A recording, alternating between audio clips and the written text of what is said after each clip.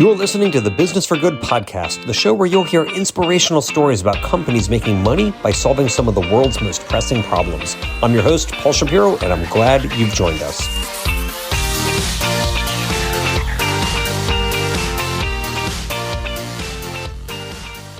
Welcome, friend, to episode 162 of the Business for Good podcast. Usually I get messages with feedback from listeners about a week or so after each new episode airs. But man, we are still getting messages about episode 160 with Matt Tolman, the CEO of Ahimsa Companies. People were really interested in their roll-up strategy for distressed companies in the alternative protein space and are really enjoying that episode. If you didn't listen to it, I suggest that you do so. Of course, only after you enjoy this episode with a company that is not distressed, as we're talking about something really cool, making fats that mimic animal fats from thin air. Now, maybe you don't think that much about fat, but simply put, it makes your food taste a lot better. And some foods like butter are nearly entirely made of fat.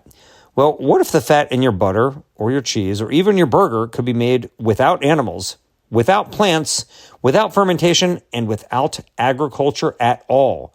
That is exactly what Savor is doing. Using a groundbreaking process that transforms compounds like carbon dioxide and elements like hydrogen into rich animal-free fats that can mimic what animal fat does. This California-based startup is rethinking how we produce and consume one of the most essential ingredients in the foods that we eat. In this episode, I sit down with Kathleen Alexander, co-founder and CEO of Savor, to dive into the science behind their innovative fat production system, why alternative fats could be the next big breakthrough in food tech, and how their approach could help fight climate change while making all types of foods, including plant-based meats and dairy, taste even better. So far, the company has raised more than $30 million in venture capital, including from Bill Gates, and it's now gearing up to start selling its new fat in restaurants and bakeries within 2025. We often talk about divorcing agriculture from the use of animals. We talk about divorcing meat from the use of animals. But will humanity be able to divorce food production from agriculture? If Savor succeeds, that just might be the case.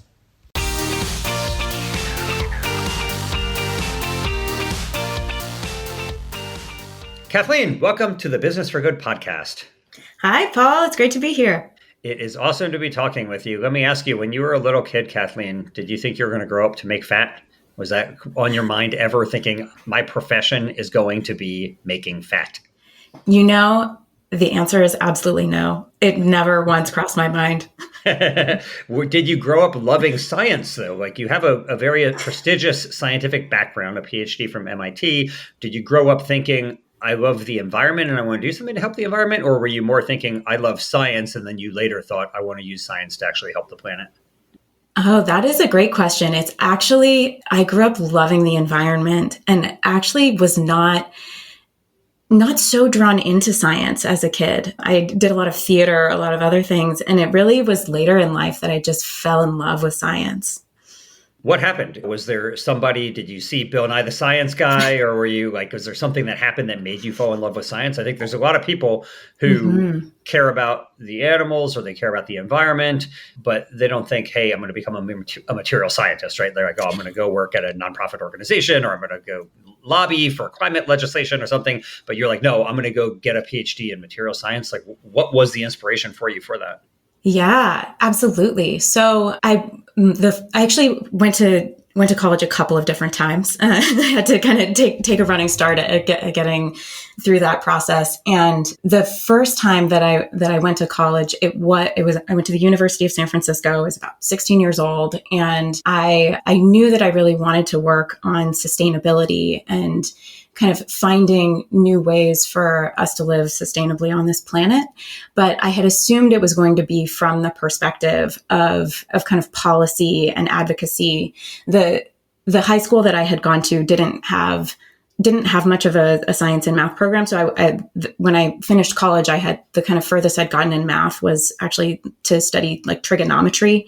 I hadn't really heard of physics. I thought maybe that was like something related to your body. But I went to college, and it was kind of this more arts college, and started learning more about science and math, and realized that actually the way that I wanted to have impact was really on driving technology forward and about really marrying technology and sustainability, and figuring out how we could use the technical advances that we have, that we have made over the last 100 and certainly 50 and 10 years to move ourselves into a more sustainable way of existing on this planet.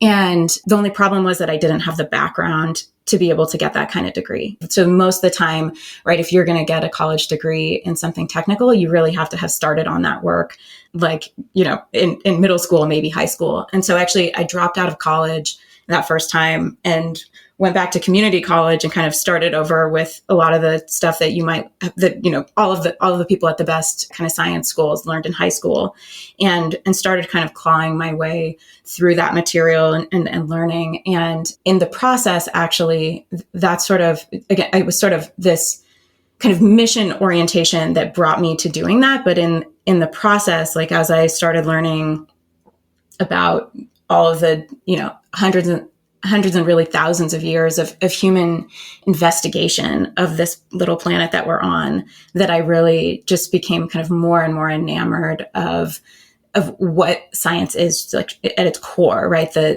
This tool that lets us really explore our curiosity as a species. Sorry, that was a long answer. I think about this a lot in terms of what we used to not know and what we think we now know, as an example. And so, for example, like 100 years ago, we thought the Milky Way was the entirety of the universe, right? And now obviously we know that the Milky Way is an infinitesimally small part of the universe. And I wonder what other things that we believe today that 100 years from now, they will laugh at us for having believed, right? Like, what did we think was just common knowledge that it turned out to be like dramatically wrong? But let's talk about why you're doing what you're doing then, because you had this passion for sustainability. You wanted to investigate what's happening, that we could actually use technology as a force for good in the world. Why did you think butter? Right? Like a lot of people are going to think, I want to do something that can reduce our reliance on fossil fuels. Maybe they want to do direct air capture, or they want to do geothermal or nuclear. But you thought butter. Why? What's wrong with butter that you need to do something about it? Gosh, that is a great question as well. And it is, I would say I definitely started from the same place that same arc that you just described there. So after I kind of left community college and transferred to MIT and was pursuing a degree in material science, it was really from the perspective of, they kind of sort of taught us or pitched us early on that if you care about sustainability, all the hardest problems in sustainability are fundamentally materials problems. And so I decided to study material science in order to work on pushing the materials we have available forward, so that in order to meet our sustainability challenges. And what that really translates to in a lot of cases are like materials that can operate at higher temperatures, or materials that are corrosion resistant. And so I actually really worked all across the sort of climate and materials interfaces. I worked on alternative fuels and alternative cements and alternative steels and new ways of making energy and new ways of storing energy. And our food system was just not one of the things that was crossing my path in the physical sciences. And at this point, that's kind of the world I was fully steeped in. The closest that you really get to the food system, or at least that I felt like I did, was in looking at sustainable ways of making fertilizer, because that's sort of right, like a big industrial chemical process. And that kind of is one of the closest ways that the food system gets to the physical sciences. And a number of years ago, after kind of arcing through all of these kind of different corners of technology and sustainability, I had been working on a project for a number of years that was one of these kind of technologies that it's more of like a science question, like something that has a very low probability of working, but if it works, you're going to change the world with it. And so I had kind of worked in this like very deep tech kind of Hail Mary space for a couple of years and was ready to step back from that. We had really proven out that technology was not going to work and not save the world. And at that point, I really wanted to find something that I wanted the next thing that I worked on to be very high leverage to have a very high chance of actually working. And so I did just kind of a top-down search across all of these different areas I'd worked on before. I looked really deeply at hydrogen and batteries and fuels and cements. And actually in this process, for the first time with one of my co-founders, Ian McKay, started taking a look at the food system, both from the perspective of impact and from the perspective, so the kind of the leverage of the size of the opportunity from an impact perspective, and from the perspective of technology. And from both of those things, really found the food system to be this very compelling space that I just had not explored at all before. And so what I mean by that, what I mean by saying having very high leverage, what I'm talking about there, what we were kind of digging through and uncovering was really this kind of full accounting of what is the impact of global agriculture on climate and our environmental footprint on this planet. And if you look at kind of how we're using the Earth's resources, it's about half of the habitable land on the planet right now that we have converted for use in agriculture. And it's, about, 20 to 30% of all of our emissions can be attributed to agriculture, over 70% of our freshwater withdrawals, and obviously also huge impact on things like biodiversity. And so the opportunity space for agriculture as a lever in how we can make progress in climate and sustainability actually really landed with me at this point. This is in 2020 or so. And prior to that, I would say most of my kind of interfacing with thinking about agriculture and sustainability, with less interfacing with sustainability and more topics like animal cruelty and kind of how the human race, exists ethically on this planet. And so if we felt like we identified agriculture as this huge climate opportunity, and in parallel to that, also, I think for the first time started looking at agriculture as a huge technology opportunity. And so what I'm thinking of there is like, if we look at how transportation has transformed over the last 100 years, right? From, things like walking and bicycles to cars and planes and rocket ships now. If we look at how communication has transformed, where, 100 years ago, we are, still writing letters and communicating and telegraphs. And now we have GPS and telecommunications. And similarly, with healthcare, just all across the economy, we have seen these incredible transformations. And if you look at agriculture, you actually just see, for me, that is kind of the truest manifestation of us making a faster horse, of like essentially giving a horse more and more steroids over the years. And that kind of combined technical opportunity and sustainability load, like really just blew open agriculture for me as a space that I potentially would want to pursue professionally. And so again, not having worked in this space previously, besides taking a hard look at things like the Haber Bosch process and fertilizers, my co-founder, Ian McKay, and I actually started again from this kind of premise of, okay, well, what if you wanted to feed our species? We have quite a few people on the planet these days that we need to produce food for. What if you wanted to feed that population on a much smaller footprint? How could you do it? And so we started by just kind of really looking at the building blocks of what is food made of. And at the molecular level, like food is molecules, food is carbohydrates, it's proteins, it's fats. And those are, mostly made up of carbon, hydrogen, and oxygen. I've done a lot of different chemistries with carbon and hydrogen and oxygen before. What if you could, how could you take what we know about, building up molecules for all of the other things that we make and use on the planet?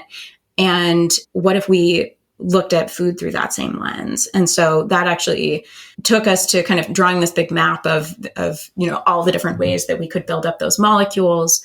We actually wrote a paper that's in like an academic paper with some partners. It's in Nature Sustainability. It's called Food Without Agriculture. And we really kind of mapped out all of the ways that we could imagine building up those molecules without requiring photosynthesis as one of the steps, either in the feed, so no photosynthesis in the feedstocks and no photosynthesis on the way to the products. And on that journey, one of the things that sort of emerged was that there was a particular route that we could draw out where for building up fat molecules that actually just had incredibly high technical readiness and high potential for impact because, at this point we had done this kind of whole analysis of what is the impact of fat production versus, protein production versus carbohydrate production. And that kind of realization, again, I had been specifically looking for opportunities that had both high potential for impact and high opportunity for actually working. And that through that kind of whole journey, this concept that now is this company Savor, it had kind of emerged. So it was very, kind of empirically developed process. So Kathleen, a lot of folks who look at this, they look at the fact set that you just laid out, right? That agriculture takes a huge footprint and a very large portion of that footprint comes from animal agriculture. And if they then take the step that you are saying that you want to start your own company to invent a new technology here, they're thinking about replacing meat, right? There's hundreds of these meat replacement companies that are out there. And they don't necessarily come to think, oh, I want to replace fat, right? That's just not on the agenda for most people. So just briefly explain why is fat important, and then let's get into what your technology is. That sounds great. I would say I am like from that same camp as well. I too, I would say when we were first looking at this was not inherently like, of course, fat is the thing that we're going to replace. And at the time when we were kind of first doing this analysis in 2020 or so, we really were at kind of an inflection point in terms of the number of people and companies that were emerging that were looking at new ways of making protein and especially decarbonizing animal agriculture. And one of the things that actually that emerged in the course of our analysis of this space is that specifically for fats, if you amortize the carbon footprint associated with the fat calories that we produce in our food system across the different sources of those. So you've got palm oil, you've got soy oil, and then you've got, fat from beef, fat from other ruminants, fat from chickens and pigs. And if you amortize that, you find that actually it's not quite half of the carbon footprint associated with fat production that you can attribute to specifically to animal agriculture. So it's a little bit nuanced, but this was something that was really important to us in looking at this space. Yeah. Yeah. So I guess what I'm really getting at is not what the impact of fat environmentally is, but what's the impact from a sensory perspective, right? So if you're thinking about, if you have all these companies that have made plant-based meats, right? Whether it's Gardein, Impossible Foods, Beyond Meat, Morningstar Farms, et cetera, right? And they're selling these products designed to try to reduce humanity's agricultural footprint on the planet. Your argument, I'm guessing, is that the missing key factor for them is that they need a better fat, right? And so what's wrong with the fat that they use, and why do you need something better? Yeah, it is both that we think that those products could perform better if they have a better fat, and that just decarbonizing animal agriculture does not fully move the needle. So right now, a lot of the majority of the fats and oils that are used in these alternative meat products that are on the shelves today are tropical oils. And so those have this kind of combined issue of both not meeting the sensory performance that you would want, that is going to give you the mouthfeel and the kind of flavor carrying that you normally would experience from an animal product. Fat is a really key part of that, as I know you know well, as a really key part of that experience of eating animal meats. And so a new approach that can meet the sensory behavior of animal fats is key to those products meeting the performance requirements that we think that they need to hit in order for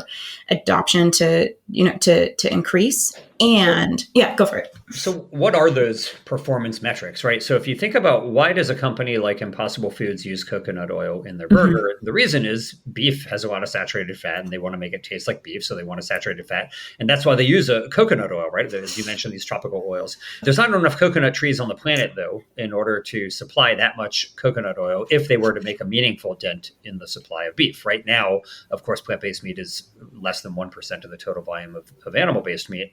But if you were to see it rise to 50 or 75 or 100% displacement, there's not enough coconut trees on the planet to satiate that demand for coconut oil, right? And Absolutely. you could switch to oils like palm oil, which are far more productive than coconut oil. There's other problems associated with palm. But why are those saturated fats not good enough? Is the fat that you're making saturated, and is it something somehow categorically different from the saturated fats that you can get from plant oils today? Yes. So beef tallow is a mixture of saturated and unsaturated fatty acids, but that have a kind of distribution of chain length. So one of the things that's key to the sensory performance, so often for sensory performance for fats, we're really talking about mouthfeel and melting behavior, is this concept that's called the fatty acid profile. And so a fat, or is fundamentally a molecule called a triglyceride that is made up of a glycerol molecule and with 3 different fatty acids on it. These fatty acids can take different lengths and have kind of a different number of carbon atoms in them, and then also have, as you already alluded to, different amounts of saturation in them, or unsaturation really. So in the case of coconut oil, you have this fat that is fully saturated, but the typical chain length in coconut oil is about 12 carbons long. Whereas with beef tallow, even though you have about half of the fatty acids in beef tallow are unsaturated, the saturated ones tend to be about 18 carbons long. So these like heavier chain lengths give you a melting profile that is shifted to higher temperatures. And so the melting behavior of these fats kind of lasts longer in your mouth. It is kind of this more complex melting profile where it melts both at higher temperature and over this longer range, whereas something like coconut oil melts kind of very rapidly. And so the fats that we can make actually can span that whole melting profile that you would get from a beef tallow. And we can talk a little bit about the technology specifically that we're scaling, but one of the key value adds that what we're doing brings to the table is that we have incredible tunability over that performance of the fats and oils that we're making.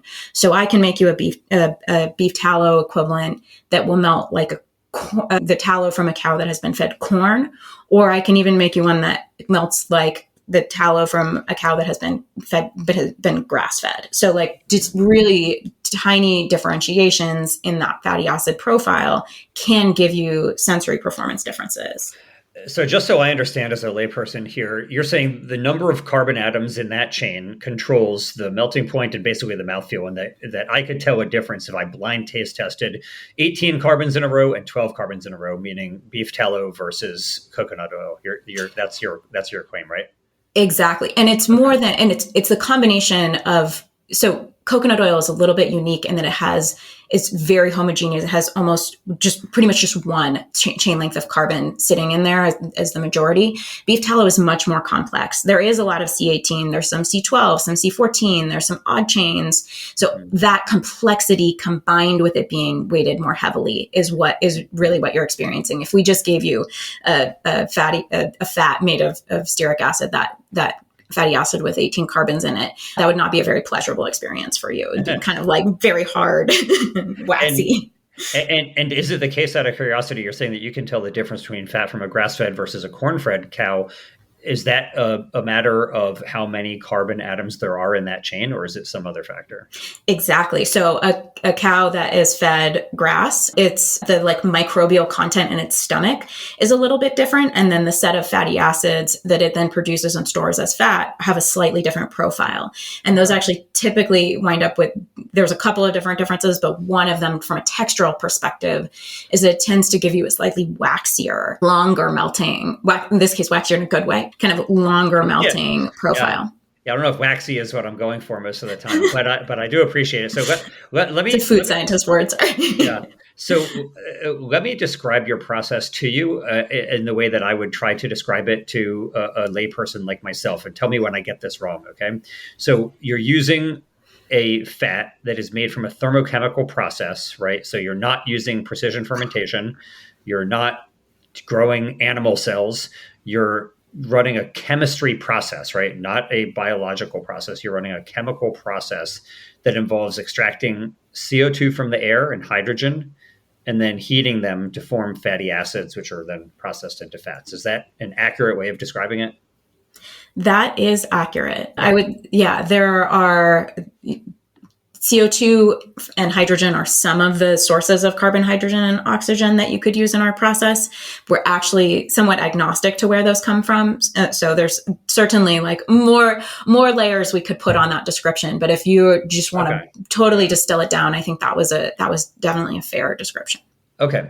So this is pretty revolutionary though, because if you think about these other types of ways that companies are trying to produce fat, right? So either they're trying to modify, plant oils, or they're trying to grow animal cells, like animal fat cells in bioreactors. They have a feedstock, right? They have agricultural inputs. You don't have agricultural inputs, right? You're essentially making fat from thin air, essentially, right? So what is the cost for you? Just the energy to run the process? If you don't have to purchase your carbon source, like they have to buy, corn glucose or something like that. What is your actual, is it merely energy? Is that the cost that goes into your product? You can think of it like that. It is still, you still have to accumulate your feedstock. So if you're going to take CO2 as the feedstock, right? CO2 has a price, right? It's actually, it's sold right now, used for in a bunch of different industries. Hydrogen, again, also has a price. Both of those are very closely mapped to the price of energy. So for us, in kind of our purest distillation of our process, often what we like to think about is that we are kind of in the most efficient way that we know how, taking energy, so electrons or heat or any source of energy, and turning it into bioavailable energy, so energy your body can use. And so that's, I think the cost of energy is a way to think of the feedstock for our process. Okay, cool. Yeah. And so you mentioned the Haber-Bosch process earlier. For those not familiar, it's basically taking nitrogen that is in the air, which is very abundant but not usable by plants or by our bodies, and making it into available like fixed nitrogen that we can actually use to grow things. And there's a stellar book on the topic called The Alchemy of Air, which I highly recommend. If you haven't read it, it doesn't sound interesting, like a book about the history of nitrogen fixation, but I can tell you it is absolutely riveting and you will love it if you read it. Have you read Alchemy of Air, by the way? Riveting was the word I would have used as well. We actually read it in our book club at work. It was one of our favorites. Yeah, I would go so far as to say it was one of the best books on any topic that I've ever read. Like, that's how far I would go about that book, despite it sounding so boring. It sounds like, oh yeah, it's about how we fix nitrogen, but I'll tell you, it's excellent. So we'll include show notes for that we'll include a link to that in the show notes of this episode at businessforgoodpodcast.com. Let's get more on to the company though, because you guys have raised over $30 million. Obviously, there are a lot of investors who are backing you guys and who believe in what you're doing. It's not just a science experiment. You've got everybody from Bill Gates to Synthesis Capital who are all betting on your success. So you're making this fat almost out of thin air, right? You're buying CO2 and hydrogen and converting it into the fat. I've tried your butter. It was quite good. I really enjoyed it. But you don't have regulatory approval, right? This is still a novel ingredient. So what will it take for you guys to get this actually approved? And once you do get it approved, how much could you actually produce? Is this still at lab scale? Do you have like a demonstration scale facility? Where are you at in terms of your scaling process? Those are great questions, and maybe some fun updates for you about where we are at in that process. We actually achieved our first regulatory milestone in November of 2024. We achieved what is called self-affirmed GRAS status. And so with that, we actually do have the regulatory approval to sell our products within the U.S. Sorry to interrupt you. I just want to make sure for those who aren't initiated. So GRAS stands for generally recognized as safe, which is an FDA term. And the FDA does not require its own stamp of approval. As you said, it can be self-affirmed GRAS. Like, you've done the studies and you have proved that it is safe to consume. There's an extra step you can go through to get the FDA to also agree with your assessment. But to legally be able to sell, you have to self-affirm as GRAS. So you guys can legally sell your product now, but I presume you don't have enough of it to sell. So what's going on in that step? Exactly. And we are also intending to notify the FDA. We met with them multiple times throughout, working towards our self-affirmed GRAS status and completing our dossier with our expert panel. So we are absolutely going to be notifying the FDA as well. you're absolutely correct that the next kind of big hurdle for us is all about production. In June of last year, so June of 2024, we actually acquired I like to call it a historic fats and oils processing facility. So it's not shiny and new, maybe like a lot of facilities that you see from some of these new food companies. But this facility was operated by some partners of ours, and we were kind of had the opportunity to purchase the facility and wound up acquiring it. We, over the kind of back half of 2024, were commissioning that process, that facility from being, so it had been like I said, fats and oils processing facility. So this is where you kind of, one of the things that they actually had majorly done was kind of processing of fish oils. And so we needed to take that capability and add on the capability to first produce the fats. So make the fats and then process them, right? That's kind of this very novel thing that we need to make them totally from scratch. And so, yeah. And what's the equipment that you need? So, most people who might be familiar with this space would say, oh, I know these companies need bioreactors, or they need some, separation technology to separate the protein out of a bean, but you don't need that stuff. So what do you need? Like, what is the actual equipment that is needed for the Savor process? Yeah, the equipment actually is not so different maybe than what you would see for a bioprocess or for really any industrial process. You have some steps that, where you're heating and stirring things. So you need some tanks. In our case, we wind up loading them with a slightly higher kind of capacity factor than you would for like a fermentation process, because it's not a water-based process. And so for those of you that are kind of familiar with fermentation, you sometimes need like a really big tank to make a small amount of material. Whereas in our case, the size of the tank is about the amount of material that you're working with. And so that facility already had a lot of large tanks in it, as well as some big equipment that is called like fractional distillation equipment. That's what we use that's kind of like key for processing fats and oils. Fats and oils are a little bit sensitive. You don't want them to oxidize. You don't want them to break down. And so you need to process them kind of under special high vacuum conditions. And so that facility was kind of a great opportunity for us because it had a lot of that equipment already. And so we had to retrofit some of those big tanks to be able to, put in the right amount of air, have the right storing conditions for our process. So that's a lot of what we were doing over last year. And then so we are just now kind of getting up to the first phase of production from that facility. So with the equipment that kind of was already there, we were able to get up to a capacity that's about like 1 ton per year of production, which is not very much. It's tiny.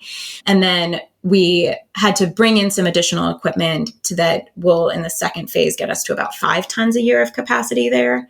And then, yeah. Is this of pure fat or finished product, like 1 ton of pure fat or one ton of finished product?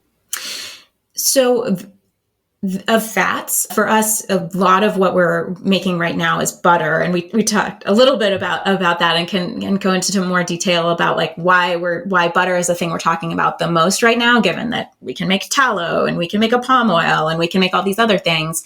Butter is about 80% fat though. So if I make, 800 tons of, or 800 kilograms or whatever it is of a triglyceride or of a fat, then I get about 1 ton of butter from that. And so that was on the fat basis. And is your goal to have a Savor branded CPG butter brand, or is your goal to sell your Savor fat to like a plant-based brand that is making, using plant-based oils today, but could use Savor oils? In the long run, we believe that the fastest path to the highest impact and scale is through business-to-business partnerships. So being a fat ingredient supplier to the large CPG companies and brands that already have, well-recognized and loved products and enormous distribution networks. On the way, so we have been building relationships with companies, all across the existing kind of large brand space for years. And those are core to our commercial strategy.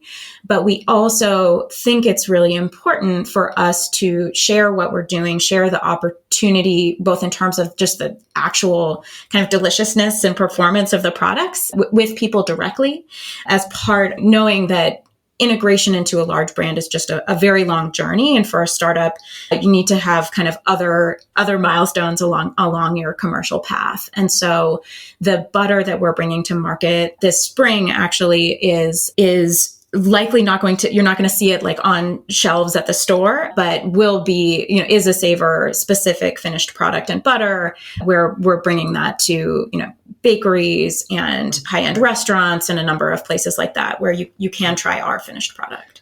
Cool. And just to be clear, we're recording this in mid-March of 2025. So when you say it's coming this spring, you mean within weeks or months, this will be in some restaurants and bakeries? Exactly. Yeah, cool. How exciting. I can't wait to try it myself. That sounds really cool. So what's the economics looking like for you, Kathleen? Like compared to regular butter, are you the same price, twice as expensive, 3 times as expensive, half the price? Where are you coming in? I know you're only going to have a pilot plant. You're not going to be scaled, but the bakery that's going to buy your butter could buy conventional butter, but instead they're going to buy yours. So what are they paying? We are actually pricing our butter at about the same price as the butter that those customers are currently buying. At the pilot scale, we don't produce it cost competitively, but we think it's important for those business partnerships for these small volumes that we're making to be able to compete in the market. When we talk about why it is that we're making that we are scaling this approach, that we're making food in this way, we talked about sustainability as the motivator for kind of looking for new ways of making food. The reason that we specifically came to this approach, it wasn't that we were like, shouldn't food be made with this a chemical process like this. It was the real question that was guiding us was, is there any way that with a small footprint, again, without needing kind of the levels of consumption that kind of resource consumption that you need for agriculture, that we could build a technology that could compete on price with $1 per kilogram palm oil at world scale? So that was the guiding question. And that is what is true about this technology, that at world scale, this is the only approach that we know of that can compete on cost with those commodity fats and oils. Butter happens to be a little bit more expensive than palm oil and soy. Its commodity price is closer to $5 per kilogram. So our first commercial facility, which we've been in design on for some time and is part of kind of our next fundraise to work towards that first commercial facility, that facility is designed around competing directly on price with butter. Okay. So you'll be selling at a loss at first, or once you have a commercial scale facility, you'll be competing on cost with butter. What will it cost to make that facility? We know that there are astronomical CapEx costs associated with the cultivated meat companies, right? Like these companies are looking to raise somehow hundreds of millions, if not billions of dollars to build their commercial scale factories. I'm presuming it's a lot less for you, but what will it take? You're going to go out and fundraise. What's the pitch? How much do you need to do it? Yeah. So for a first commercial facility, again, this is kind of a technology that is most powerful at scale. And so the sort of smallest capital build where you could potentially hit positive gross margins is on the order of kind of 100 million or a little bit less. Now it's kind of 50 to 100 million because we can actually leverage our facility in Illinois for doing some of the steps. So you don't necessarily for that first project have to build everything. But that price point, that 50 to 100 million is actually a little bit uncomfortable for just kind of existing economic environment. It's not a great size for project finance, and it's not a great size for venture capital. And so we are actually targeting a larger first commercial facility that is higher capital because that fits better with the project financing ecosystem. So we still are sort of targeting this sort of couple $100 million first commercial facility. We just aren't trying to build that with equity dollars. And so our equity fundraise is really about getting all of the partnerships that we need across the line to fully finance that commercial facility. So perhaps a combination of equity and debt and maybe some non-dilutive grants or perhaps something. Okay, cool. Exactly. Great. Well, I'm wishing you luck in that fundraise, Kathleen. It's a terrible time to be fundraising in food tech. VC capital is down across the board, but it's especially down for food tech, and alternatives to animal products are especially taking a beating right now in the VC market. Some people project that 2025 will be a better year for this. I hope that's true. But we know what's happened to plant-based meat, right? So Beyond Meat has lost over 95% of its share value from its high. The plant-based meat companies are doing layoffs, consolidating, doing like pseudo mergers where there's not really any money traded hands, but there's bankruptcies, company closures. Like it's a pretty bleak time in plant-based meat. In plant-based milk, Oatly has also lost a tremendous amount of its share value. We're seeing some of the plant-based dairy companies struggling too. What's it like for fat? Right? Are you seeing renewed interest from VCs, or are you in the same boat as the other animal product alternative categories? We do sit in a slightly adjacent spot, I would say, to the folks that are kind of squarely in the alternative meat sector and strictly in food. And there are a couple of reasons for that. One is that we do have this kind of interesting integration with the energy sector and with the folks that have invested in CO2 capture and green hydrogen and some of these other technologies that are going to be really important for overall kind of for meeting our broader economic climate goals. And so as a result of us being a player in that ecosystem, we actually just have a different set of potential capital partners than companies that are strictly in the food space. Now, that said, we still play in those same markets, but it's a slightly different proposition from just a fundraising perspective. And then additionally, on the downstream side, it is certainly true that we have already made and are excited about the, for example, beef tallow alternatives and other animal fats that we can make. We are not seeing those markets as being kind of our most important near-term markets because of the speed in which the kind of penetration in those markets has progressed over the last few years. So us being able to focus on both the tropical oils like cocoa butter and of course kind of there's some very kind of high end and specialty cuts of palm oil that we happen to kind of be well positioned to be able to make. And then additionally, all of oleochemicals is enormous space. And so really making sure that we're capturing the value across all of the different parts of this kind of very heterogeneous fatty acid distribution that we produce is a really important part of the strategy over the next few years. And that is something that we have just in real time, been shifting.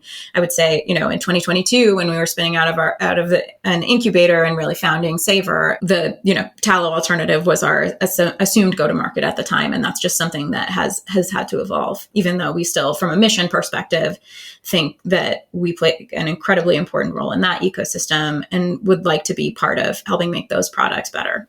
Nice. What was the incubator that you all started out in 2022? Yeah, it's called Orca Sciences. It's kind of a smaller incubator that lives inside Gates Ventures. Oh, cool. Well, the reason I ask is because I want to make sure that people who are thinking, hey, I really love what Kathleen is doing, and I want to do something that might also be in the same vein, check out Orca Sciences. It might be a way to kickstart your own company. So we'll include a link in the show notes for this episode at businessforgoodpodcast.com to Orca Sciences as well. But Super. Let me ask you, Kathleen, if somebody is thinking about something that they want to do and they're thinking, wow, I'm so impressed that this person has what she's done with her life. I want to do something that'll help the world also, but I don't know what I should do. What's the problem that you hope they'll take on? I presume you don't encourage them to go make a new butter company, but what do you hope that somebody listening might do to start their own company that could do some good in the world? The specific answer that I have to that is I am still obsessed with the idea of nanobots. I can't wait until we have like little robots flying around doing all kinds of work for us. And nobody cares about this idea but me. But that's my like pet thing whenever I'm talking to somebody that I'm like, can't you just make some nanobots for us to go do a bunch of work? But the actual answer is that Sorry, before the actual answer, what are the nanobots? What work? I mean, they're not folding your laundry, right? They'd be like, curing your cancer. Like, what is a nanobot going to do for work for you? this goes back to actually one of my kind of first passions, and something I still care deeply about actually is about like landfills and overall like material cycles. And so early on, I wanted us to have kind of little ant like bots that were going into our landfills and mining them for all kinds of things. Okay. I think my thinking on that, like from a scientific perspective, has evolved a lot since I first conceived of this when I was 12. But it's still like a vision that I love. So by nanobot, you mean like small robots, but not literally nano, like invisible. No, it's totally lazy. Lazy reflection of them. I think there are like little fly-like drones that like the military uses for spying missions. Yeah, it looks like a fly, but it's a video camera. Yeah, I think in practice it's horrifying and like maybe not the world we want to live in. but still, I guess it depends on whose hands it's in. But what's the real answer? So if it's not robotic ants, what's the company that somebody should be doing, Kathleen? I mean, the real answer I was going to say is actually just that you have to find something that you're passionate about. Like this thing, whatever it is that you're going to build is going to keep you up at night. It's going to take all of your spare cycles, all of your time that you were going to spend with your family and friends and use to take care of your health. So it better be something that you just can't stop thinking about. But it's kind of a totally useless answer as well. I mean, it's at least a good warning. It reminds me of the line from Ben Horowitz, from Andreesen Horowitz, the venture capital fund, where he says that when you start your own company, you will sleep like a baby because you're going to wake up every 2 hours and cry. And I always think, that's probably pretty accurate. Okay, so what resources, Kathleen, have been useful for you, either in your scientific journey or your entrepreneurial journey, that you would recommend for somebody else to check out?